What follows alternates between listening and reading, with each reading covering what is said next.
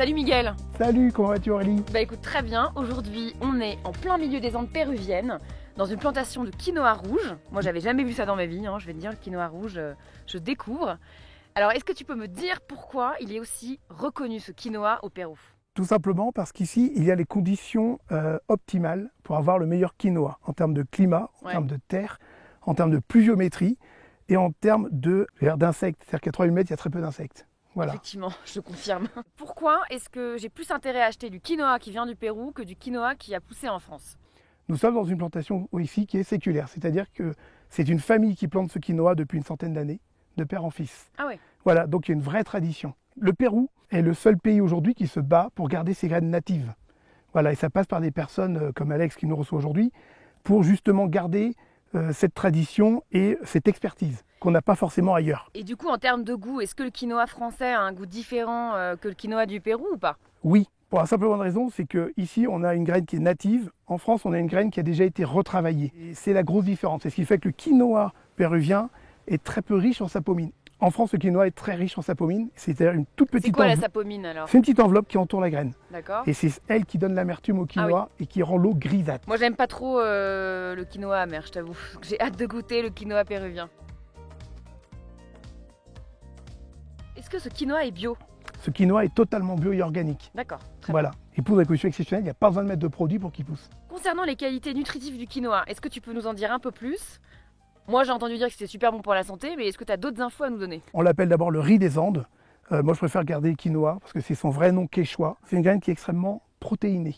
Plus de 13% pour 100 grammes, c'est énorme. C'est très bien. Après, elle appartient à la famille des épinards. Donc, c'est une fibre. Donc, elle est très bonne pour le transit intestinal. Non, mais c'est important. C'est important de le savoir. Notez-le.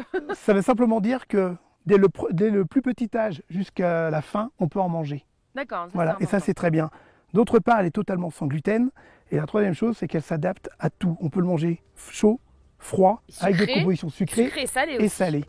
Et on peut aussi revisiter pas mal de gastronomie grâce au quinoa. On vous fera plein de recettes sucrées et salées avec le quinoa pour vous prouver qu'on peut même l'utiliser dans des desserts.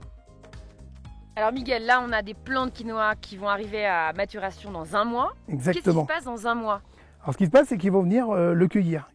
Voilà, tout simplement. C'est ce qu'on appelle la cosecha. Comment ça se passe? Il y en a qui le font à la machette, d'autres avec des machines. Comment tu les retires les graines justement? On les passe dans une machine qui va enlever tout le plumeau. En gros, c'est ça. Okay.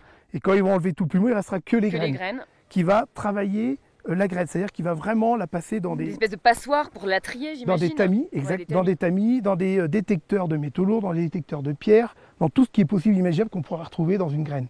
Et du coup là, je vois ce quinoa qui est un peu rose aujourd'hui. On l'appelle quinoa rouge, mais est-ce qu'il va avoir une couleur rouge? Il va avoir une couleur rose claire? Comment ça se passe? Non. Alors, ce qui est étonnant, mais là on ne va pas pouvoir le voir hélas, c'est que la graine de quinoa rouge, elle pousse comme ça.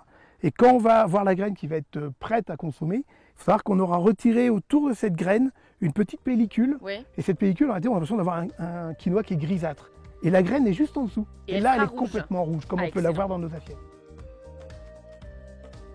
Miguel, on a changé de parcelle. On est sur une plantation de quinoa blanc cette fois-ci.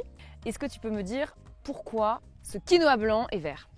Tout simplement parce qu'il a été planté il y a 3 mois. Tout simplement. D'accord. Ça ne va pas changer de couleur de manière fondamentale. D'accord. Ça va peut-être un petit peu jaunir avant lequel parce que ça a séché, mais ça reste vert. Alors combien il y a de variétés différentes de quinoa au Pérou? Parce que j'ai l'impression qu'il y en a plus de 3. Les plus connues sont la blanche, bien évidemment, parce qu'on dit quinoa blanche. En France, c'est le seul quinoa que je connais, moi. Voilà, il y a du quinoa rouge et de la quinoa noire. D'accord. Mais il faut savoir qu'il y a 3000 variétés de quinoa au Pérou. Il y a un vrai sanctuaire 3000, ok. Où l'on garde précieusement ces graines natives. Et ce sont encore ces graines natives que l'on cultive ici. C'est pour ça que ce quinoa est d'une qualité exceptionnelle. C'est ce qui change tout fondamentalement par rapport à toutes les autres plantations qu'on peut avoir partout.